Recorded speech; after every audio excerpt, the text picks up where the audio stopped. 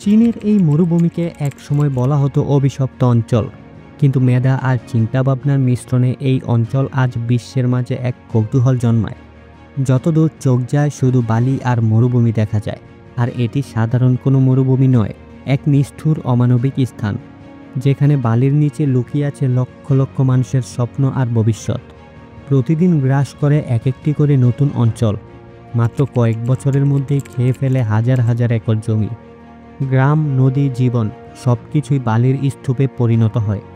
আর এই বালুর বিরুদ্ধেই লড়াই করছিল চীন, কিন্তু চীনের সকল চেষ্টাই যেন বিফলে যাচ্ছিল। আর ঠিক সে সময় চীনকে রক্ষা করতে এগিয়ে এলো এক মানুষ, যার নাম ওয়াং ওয়েনবাও। তিনি আমাদের মতোই সাধারণ কিন্তু প্রতিভাবান একজন শিক্ষক। তার হাতে ছিল না উচ্চ প্রযুক্তি, না বিশাল বাঁধ। তার হাতে ছিল গোপন এক শক্তি, যে শক্তির নাম খরগোশ, লক্ষ লক্ষ রেক্স খরগোশ।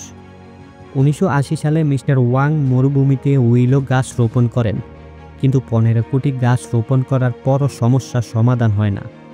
মরুভূমির তাপমাত্রা আর নিষ্ঠুরতা গাছগুলোকে বড় হতে দেয়নি। ঠিক তখনই তিনি সমাধান হিসেবে ভাবলেন রেক্স খরগোশের কথা। আর খরগোশগুলো সাধারণ কোনো খরগোশ নয়, তারা বছরে 3 থেকে 4 বার বাচ্চা জন্ম দেয়, এমনকি কঠিন আবহাওয়াতেও টিকে থাকতে পারে। খরগোশের মল ছিল নাইট্রোজেন, ফসফরাস এবং পটাশিয়ামের প্রাকৃতিক সার। তারা ঘাসের বীজ বালির ভেতর নিখুঁতভাবে বপন করে দিত। বিষয়টা ছিল এমন, তারা যেখানে যাবে সেখানে বীজ, সার এবং আর্দ্রতা ছড়াবে। উইলো গাছ দিত ছায়া ও পরিবেশ, খরগোশ দিত মাটির পুনর্জন্ম। দুয়ে মিলেই তৈরি হয় এক স্বয়ংসম্পূর্ণ উইলো র্যাপিড ইকো মডেল। 3 থেকে 5 বছরের মধ্যেই বিস্তীর্ণ মরুভূমিতে জন্ম নেয় কৃষি জমি। 10 বছরে তৈরি হয় কোটি কোটি গাছ। ফলে বাতাসের গতি 90% কমে যায় এবং বাতাসে উড়ে যাওয়া বালি আটকানো সম্ভব হয়। 20 বছরের মধ্যেই ভূগর্ভস্থে থাকা পানির স্তর 5 থেকে 12 ফুট বেড়ে যায়। ফলে সামান্য কূপ খুঁড়ে পানি পাওয়া যায় আগের তুলনায় দ্বিগুণ বেশি। যেখানে একসময় মানুষ পালিয়ে যেত, সেখানেই আবার গড়ে ওঠে সবুজ শ্যামল ফসল আর গ্রাম। কিন্তু মিস্টার ওয়াং এটা করেই থেমে থাকেননি।